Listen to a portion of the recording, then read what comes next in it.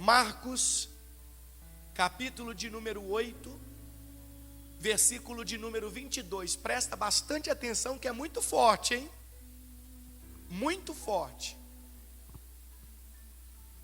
Diz assim: quando chegaram a Betsaida, quem que estava chegando em Betsaida? Se você pegar o texto um pouquinho antes, você vai descobrir que quem estava chegando era Jesus e os seus discípulos. Só que aqui tem algo muito interessante. A gente precisa conhecer a Bíblia para a gente entender o porquê das coisas. Tem gente que acha, curou um cego aqui e pronto. Não. Tudo que Jesus fez, que está aqui na Bíblia, tem um porquê. Não é fez, curou um cego. Não. A Bíblia não é um livrinho de historinha, não. Tudo tem um porquê. Quando você não entende o porquê, então você não passa a viver aquela fé.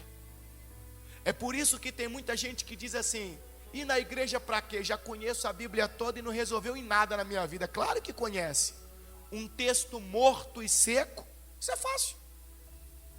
Isso é fácil. Está aqui. A menina tem 10 anos de idade, já leu a Bíblia inteira, de Gênesis a Apocalipse. Você é um adulto, provavelmente já leu a Bíblia inteira também. O texto seco, o texto morto, não tem nada nele. Eu leio essa mensagem para você de uma forma seca, e o máximo que você vai entender é que Jesus curou um cego. E daí? Como e daí, Bispo Paulo? E daí? O que é para Deus curar um cego? Nada. O que é para Deus curar um paralítico? Nada. E você sabe que para Deus fazer isso é nada. Então eu contar para você que Ele curou alguém, é como se eu estivesse repetindo uma história que você já está cansado de ouvir. Eu quero mostrar para você que aqui, como em todas as outras mensagens, ele traz um grande ensinamento. O porquê que a vida das pessoas não muda. O porquê que as pessoas não saem do sofrimento. Olha que interessante. A Bíblia diz que eles chegaram aonde? Em Betsaida. Opa, aqui já tem uma informação importante. Essa palavra, esse nome de um lugar chamado Betsaida, significa casa da pesca. Não é um nome qualquer. Casa da pesca. Onde era essa cidade? Agora você vai começar a entender muito mais profundo, Lá em Israel, para quem não sabe, o mar da Galileia é um mar de água doce. Não é água salgada. Ele tem 11 quilômetros de largura por 22 de comprimento. É pequeno. Ele é um mar de água doce. 11 de largura e 22 de comprimento. É pequeno. E o que é que alimenta o mar da Galileia? O Rio Jordão. O Rio Jordão nasce lá no norte de Israel e vem descendo o rio, o filete do rio, e tem um lugar que ele vai desembocar nesse grande lago. Por isso que você encontra o mar da Galileia também chamado de Lago de Genezaré. É a mesma coisa. Então vem o Rio Jordão, olha que interessante, e vai desembocar num grande lago. Na hora que ele vai desembocar, é onde ficava a cidade de Betsaida. Onde ficava. Que significa o que, Betsaida? Casa da pesca. Por quê? Se eu estou ali na boca do rio, chegando, e eu monto minhas redes ali, como é que é a minha pescaria? Os peixes descendo o rio, como é que é a minha pescaria? Minha pescaria é boa. Ó, vai entendendo. Ó, presta atenção. Não é por acaso a situação aqui não. Presta atenção, vai chegar na sua vida, já já. Então, a cidade ficava na entrada do mar da Galileia, onde desembocava o rio no mar. Então ali o povo pescava, ali o povo ganhava muito dinheiro, por isso o lugar se chamava Casa da Pesca. Eu quero que você entenda que ali era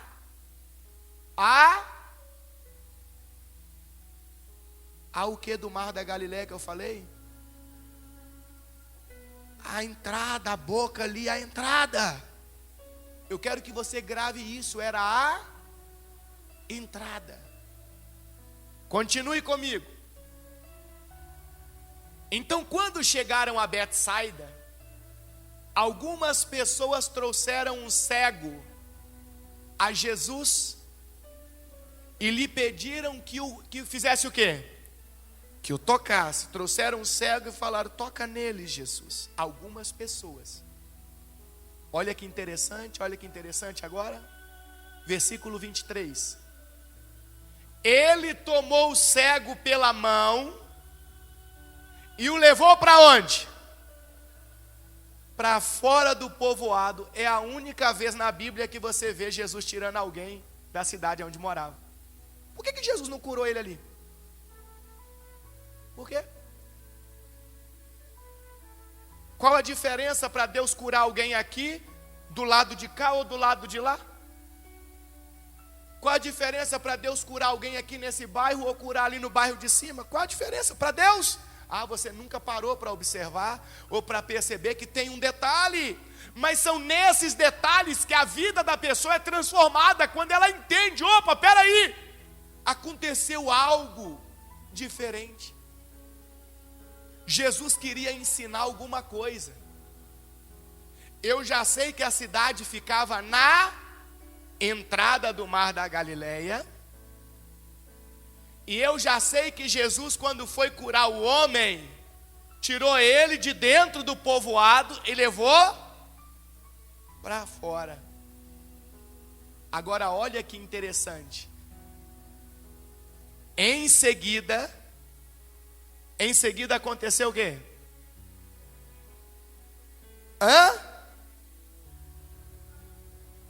Em seguida ele cuspiu nos olhos do homem, pôs as mãos sobre ele e perguntou: vê alguma coisa? Para aí. Cuspiu nos olhos. Por quê? Se você volta um pouquinho no texto, um pouquinho antes deles irem para Betsaida, você vai encontrar Jesus falando assim com os discípulos dele: cuidado com o fermento dos fariseus,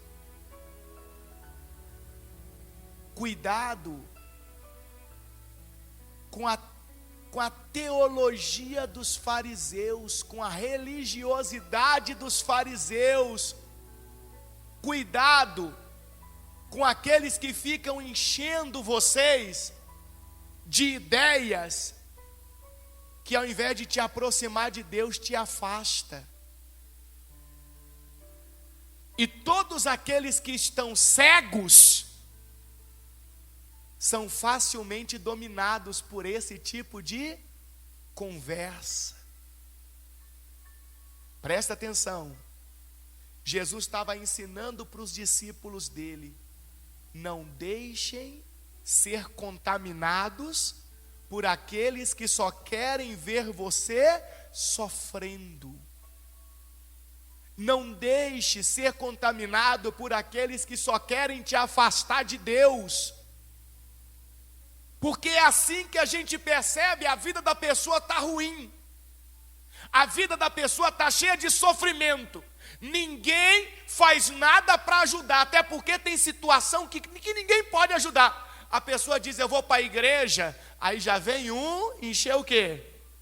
A cabeça dela. Vai para a igreja, vai dar dinheiro para o pastor? É? Vai virar crente agora? Quem disse para você que ir para a igreja resolve alguma coisa? Ó, já vem com o fermento dos fariseus.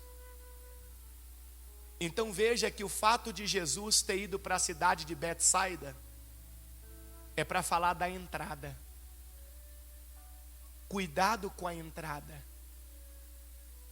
Quando Jesus tira aquele homem de dentro do povoado, tinha um significado. Jesus estava dizendo assim para nós: aqui tem muita gente que contamina este homem. Porque os judeus daquela época tinham um preconceito: todo mundo que está doente é porque é pecador. Você pecou e o castigo seu é a doença. Então imagina a cabeça do homem, do cego. Como é que o cego ia ser curado ali? Como?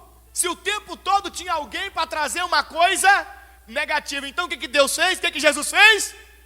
Tirou ele de lá, dizendo para ele assim: sai do meio daqueles que só te trazem palavras negativas, contrárias à palavra de Deus. Sai daí, sai do meio. Porque enquanto você continuar sendo contaminado, sua vida não vai mudar. Enquanto você continuar dando ouvidos, você continuar deixando entrar em você o que os outros dizem e que te afastam de Deus, sua vida não vai mudar. Você precisa sair desse meio. Lá em Mateus, olha que interessante, lá em Mateus capítulo 5, se eu não me engano, versículo 22, olha o que Jesus disse. Acho que é 5:22, é 6:22, coloca para mim aí, 6:22. Presta atenção, eu já sei que Jesus foi para um lugar chamado Betsaida. Betsaida era a casa da pesca, era a entrada, certo? Eu já sei que ali tinha um homem que estava cego, levaram ele até Jesus, Jesus tirou ele do meio, para dizer: sai do meio daqueles que só te contaminam, que só querem atrasar a sua vida, que só querem te afastar de Deus, que só querem impedir a sua felicidade, porque o único que pode mudar a sua situação é Deus. É só cada um de nós aqui olhar para a própria vida. É só cada um de nós aqui olhar para a situação que estamos enfrentando. Cada um aqui sabe dos seus problemas. E você sabe se você consegue sozinho ou se só Deus pode te ajudar. Olha o que Jesus disse aqui em Mateus 6:22. Seus olhos são como uma lâmpada que ilumina todo o corpo.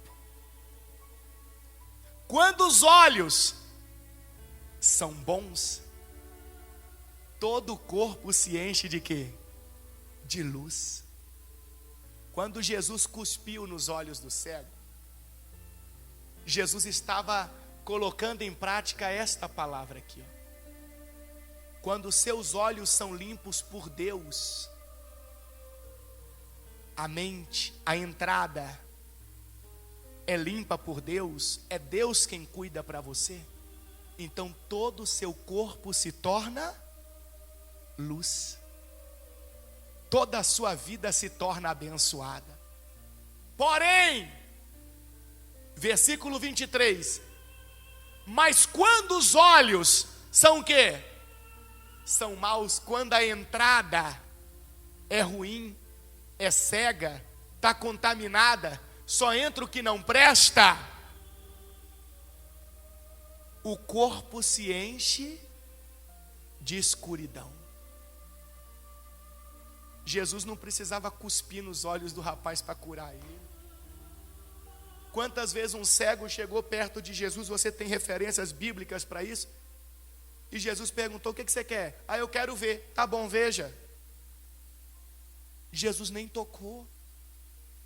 Mas por que nos olhos desse aqui Jesus cuspiu? Para ensinar para nós que ali ele não estava apenas curando um cego.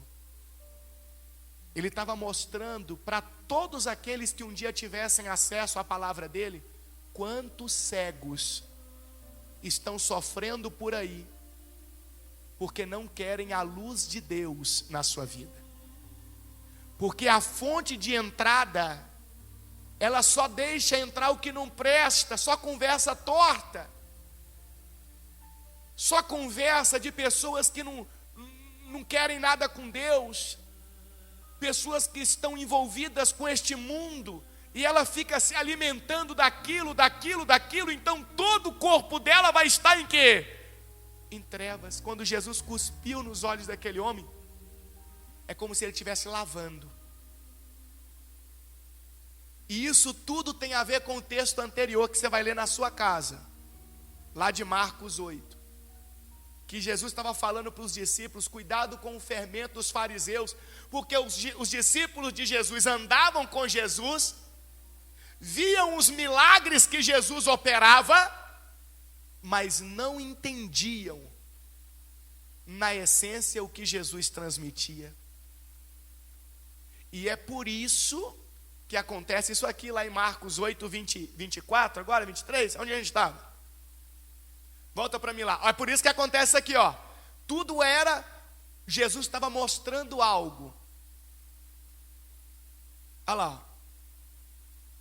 Em seguida, cuspiu nos olhos do homem, pôs as mãos sobre ele e perguntou. O que Jesus perguntou? Vê alguma coisa? O que ele respondeu? Versículo 24.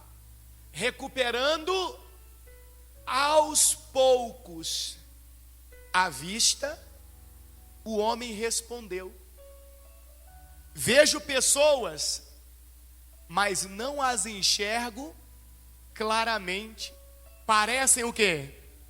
Árvores andando. E aí a pessoa lê esse texto e fala: ai, Jesus estava meio fraco naquele dia, que ele curou assim um pouquinho, depois teve que curar mais de novo, ele estava meio... Será que Jesus estava com fome naquele dia? Você já viu Deus perder o poder? Deus nunca perde o poder. Deus é Deus sempre. Então aqui ele estava querendo ensinar que tem pessoas como os discípulos que andavam com ele, que já tinham visto tantos milagres, mas mesmo assim ainda se deixavam contaminar pelo fermento dos fariseus. O fermento, uma das coisas que o fermento sempre fez é apodrecer, putrificar as coisas. Jesus estava dizendo para aqueles discípulos assim: o que vocês ficam deixando entrar em vocês, que vem desses fariseus, está apodrecendo a mente de vocês, a vida de vocês. Então, Jesus estava dando um exemplo. Quando ele cuspiu, que tocou nos olhos, que o rapaz falou: estou vendo alguma coisa, mas parece que os homens são árvores, eu não vejo uma definição. Jesus estava ensinando: tem gente que me segue, que acredita em mim, mas está igual esse homem aqui agora. Alguma coisa ele enxerga, mas tudo turvo. Só que a culpa é deles próprios, que continuam deixando entrar. Lembra de Betsaida, lugar da entrada? Continuam deixando entrar todo tipo de coisa. Quando você monta uma rede na entrada de um rio, no desembocar de um rio, você não consegue selecionar o que você vai pegar. Entra tudo que é bom e tudo que é ruim. Toda a sujeira que está descendo o rio abaixo fica preso também. E Jesus estava dizendo: essa sujeira é que faz com que você fique cego. Essa sujeira é que faz com que o seu corpo esteja em trevas. Seu corpo é sua vida. Porque quando se deixa entrar apenas Jesus, então acontece isso aqui, ó. Versículo de número 24, não é isso que nós paramos? Agora é o 25. Jesus pôs as mãos sobre os olhos do homem, mais o quê? Mais uma vez. E sua visão foi completamente o quê, pessoal? Foi completamente o quê? Restaurada, e ele passou a ver tudo com nitidez. Então Jesus colocou as mãos de novo, como quem diz: olha o que acontece quando a pessoa deixa de ouvir, de dar atenção para aquilo que é sujeira, que só atrasa a vida dela. Ele toca de novo, e a visão do rapaz é completamente o quê? Restaurada. O que era cego agora estava enxergando, a vida dele mudou. Mas tem um detalhe importante. Está no versículo 26. Então Jesus se despediu dele e disse, ao voltar para casa: não entre no povoado. Em outras palavras, não deixe mais os outros te contaminarem. Fecha a entrada. Que a partir de hoje seus olhos sejam bons. Que a partir de agora só entre na sua vida aquilo que é bom. Porque se você deixar entrar apenas aquilo que é bom, a fé em Deus, a confiança em Deus, a oração, a certeza que Deus pode mudar a sua história, independentemente do que o outro diz ou pensa. Se você deixar entrar apenas aquilo que é bom, então todo o seu corpo continuará luminoso. Sua vida vai ser uma bênção.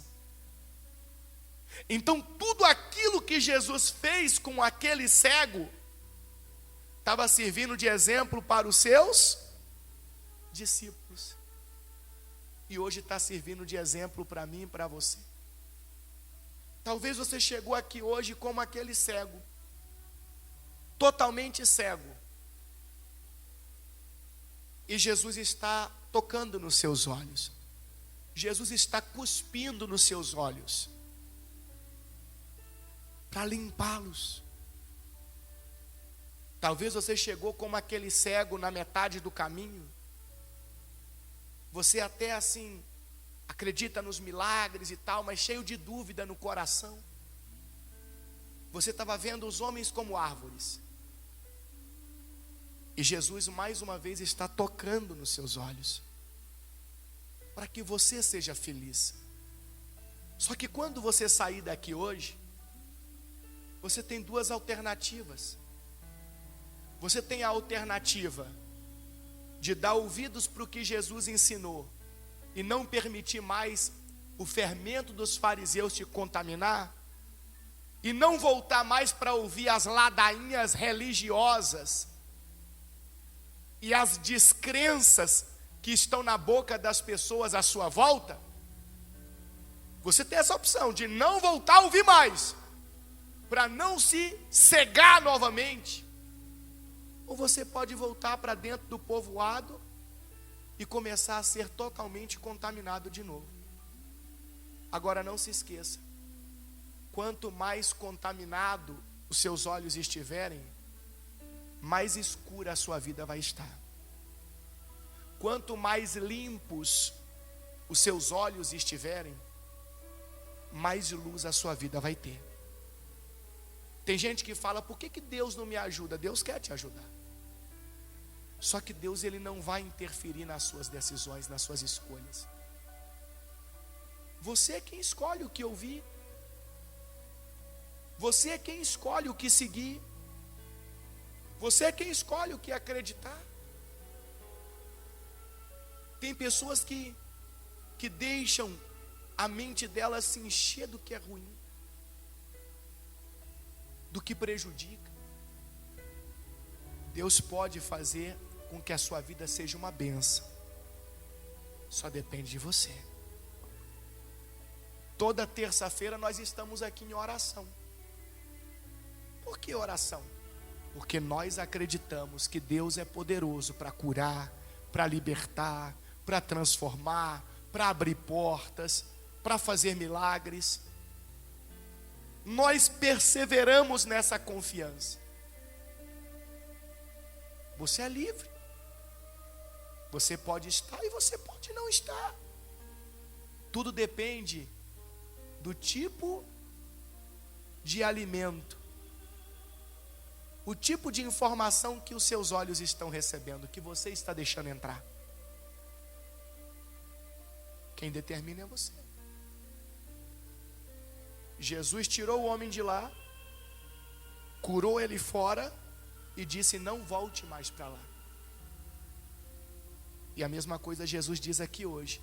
Eu creio que nas orações que fizemos, Deus entregou bênçãos para cada um de nós aqui. Eu creio nisso, eu não estou falando da boca para fora, eu creio. Para você e para mim, eu estava aqui orando também, enquanto o obreiro orava ali no microfone.